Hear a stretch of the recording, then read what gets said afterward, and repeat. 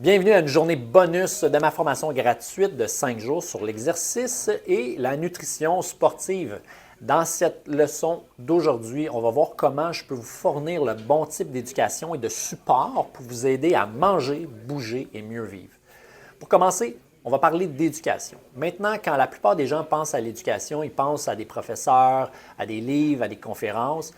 Souvent, ils pensent au transfert d'informations intellectuelles de quelqu'un qui connaît cette information-là à quelqu'un qui ne le connaît pas. Donc, généralement, ce transfert se fait de manière super académique. Vous devez apprendre des nouveaux termes, mémoriser des choses et activer votre cerveau pensif ou vos centres cérébraux supérieurs situés là, dans votre cortex frontal. Maintenant, j'adore ce genre d'informations. Je suis resté à l'école pendant longtemps puis j'ai obtenu plusieurs diplômes, mais dans le contexte du coaching, l'éducation, ça doit être différent. Donc, gagner le cerveau réfléchi, ce n'est pas le but. Je veux que les enseignements pénètrent dans la partie du cerveau qui régisse la routine, les habitudes et les émotions, parce que ce sont les éléments qui font avancer le but quand il s'agit de changer de style de vie. C'est pourquoi, dans mon programme, chaque leçon que je partage, chaque tâche que je donne est directement liée à une habitude quotidienne ou à une pratique sur laquelle travaille un client. Donc, supposons qu'un client s'efforce de manger plus de fruits et de légumes pendant une période d'habitude de 2 semaines. Au cours de ces 2 semaines, je vais partager une série de leçons où je vais l'envoyer en mission pour soutenir directement les choses sur lesquelles il travaille jour après jour. Après ça, ce que je vais partager, ça va être court, spécifique et très pratique, pas conceptuel. Ça va se concentrer principalement sur le comment faire, bien que je partage de temps en temps des informations sur le quoi et pourquoi. Par exemple, quand vous allez travailler à manger plus de fruits et de légumes, je vais partager des informations sur la façon d'acheter, de stocker, de préparer, puis de rendre pratique le fait d'avoir une large gamme de fruits et légumes colorés et riches en nutriments.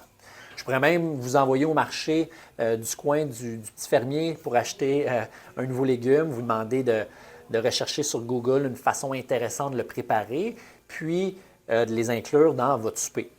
Aussi, je ne partagerai pas nécessairement de contenu sur la nutrition d'entraînement ou l'apport en protéines ou l'heure des repas pendant cette période. Bien que ce soit intéressant, ce n'est pas lié à ce que le client pense, ressent et vit dans sa pratique quotidienne. Donc, je vais les garder pour plus tard. Vous aimeriez un excellent article là, sur la nutrition d'entraînement que vous voulez lire? Bien, super, mais je vais le partager lorsque vous allez essayer spécifiquement d'améliorer la nutrition de l'entraînement grâce à une pratique quotidienne. Vous voulez en apprendre davantage là, sur la différence entre les glucides naturels et le sirop de maïs? Parfait, je vais partager quand vous allez travailler sur une habitude liée aux glucides. Donc, en vous équipant de supports d'apprentissage directement liés aux compétences que vous pratiquez activement et donc à ce que vous pensez, expérimentez et ressentez, vous allez intégrer des informations au moment où vous êtes le plus prêt à apprendre. Aussi, vous allez réduire le risque de distraction et de surcharge d'informations. Donc, essayez cette approche, c'est vraiment intéressant. Ensuite, on va passer au-delà de l'éducation. C'est sûr, l'éducation, c'est important, mais un coaching incroyable, ça va au-delà de l'éducation seule. Ça s'appuie sur la relation de coaching que je construis avec chaque client.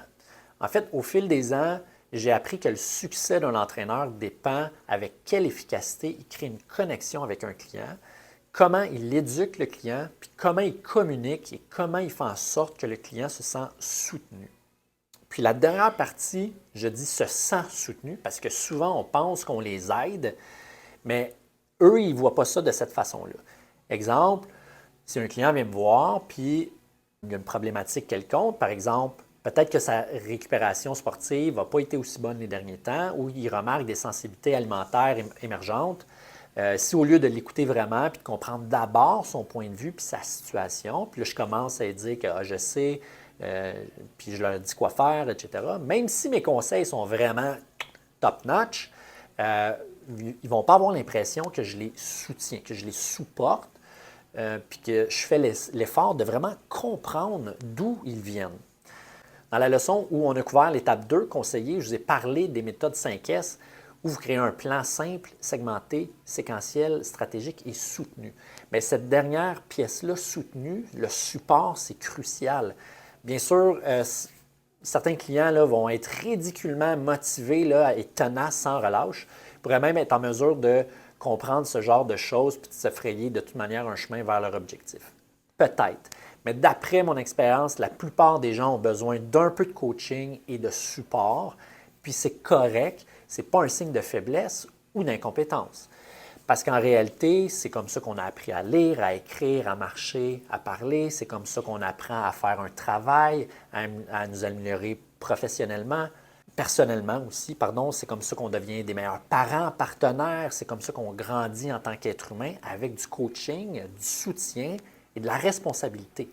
Donc, le héros individualiste qui accomplit des grandes choses tout seul, c'est un mythe.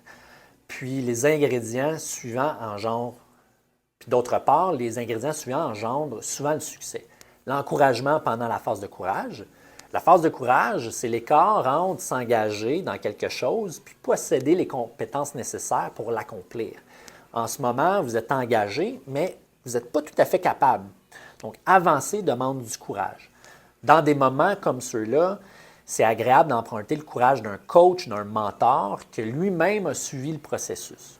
2, une cadence connue de responsabilité. Donc, nous savons tous la responsabilité. Vérifier, avoir des check-ins réguliers avec quelqu'un, c'est important. L'engagement social nous aide à rester fidèles à ce qu'on a commencé. Mais savez-vous que la responsabilisation fonctionne mieux si elle se produit à des moments réguliers et prévus? Que ce soit via une application, en groupe ou en tête-à-tête, la responsabilité doit avoir une cadence connue. Puis fait intéressant, dans mon enquête là, auprès de 1000 clients, plus de 80% des répondants ont classé la responsabilité comme un élément très important pour se mettre en forme. Par contre, près de 80% de ces personnes ont déclaré qu'il n'y avait aucun moyen de se tenir responsable.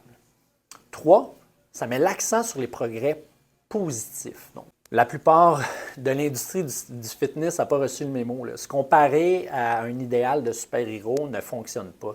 Ça vous fait sentir inadéquat, comme quoi vous n'allez jamais y arriver. C'est pourquoi c'est important de rechercher et de mettre en lumière tous les progrès positifs. Des points bonus là, pour célébrer le progrès quand ça se produit. Dans mon programme de coaching, je recherche sans relâche ce genre de choses. Parfois, ça signifie des mesures standards comme la perte de poids ou les calories consommées, mais la plupart du temps, je suis des choses non conventionnelles qui indiquent les progrès réels réalisés par un client.